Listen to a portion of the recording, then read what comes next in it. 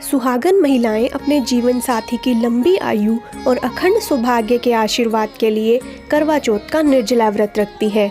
करवा चौथ की व्रत कथा के बिना व्रत अधूरा माना जाता है। कथा को सुनने से ही व्रत का पूर्ण फल मिलता है।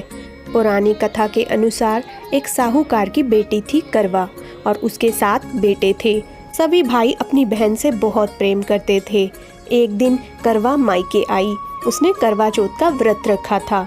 रात्रि को जब सभी भाई भोजन करने लगे तो उन्होंने अपनी बहन को भोजन करने के लिए कहा। करवा ने कहा कि उसका आज व्रत है और खाना चंद्रमा को अर्घ्य देकर ही खा सकती है। सबसे छोटा भाई अपनी बहन को भूख से व्याकुल नहीं देख पाता। वह दूर पेड़ पर एक दीपक जलाकर छलनी की ओट में रख देता है, जिससे ऐसा प्रतीत होता है कि जैसे चतुर्थी का चांद हो। इसके बाद वह करवा को कहता है कि देखो चांद निकल आया है। करवा भी खुश हो जाती है और उसे चांद समझकर जल अर्पित करके भोजन करने लगती है।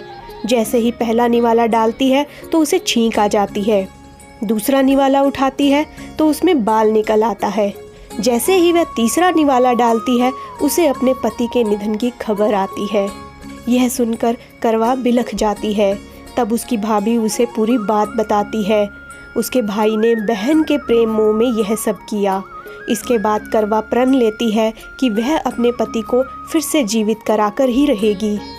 वह पूरे साल भर पति के शव के पास ही बैठी रहती है और उसके शव के पास सुई जैसी उगने वाली घासों को एकत्रित करती रहती है। जब करवा चौथ का व्रत आता है तो उसकी सभी भाभियां भी करवा के साथ व्रत रखती हैं। करवा भाभियों के पास आशीर्वाद लेने जाती है तो अपनी हर भाभी से कहती है कि यम सुई ले लो, पिए सुई दे दो, मुझे भी अपने जैसे सुहागन बना दो।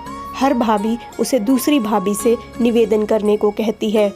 जब वह 6वीं भाभी से निवेदन करती है तो उसकी भाभी कहती है कि सबसे छोटे भाई के कारण ही तुम्हारा व्रत टूटा था, इसलिए तुम उसकी पत्नी से कहो, वह अपनी शक्ति से तुम्हारे पति को जीवित कर देगी। अंत में करवा सबसे छोटी भाभी के पास जाती है और उसे सुहागन बनाने को कहती है। छोटी भाभी टाल मटोल करने लगती है। करवा उसे कसकर पकड़ लेती है और निवेदन करती रहती है। उसकी जिद को देखकर छोटी भाभी करवा के पति को जीवित करने के लिए मान जाती है। वह अपने हाथ की छोटी उंगली को चीरकर अमृत निकालती है और उसके पति के मुख में डाल देती है। उसी समय करवा का पति श्री गणेश का नाम लेते हुए जीवित हो जाता है। इस तरह करवा अपने व्रत व प्रण से अपने पति को पुनः जीवित कर देती है।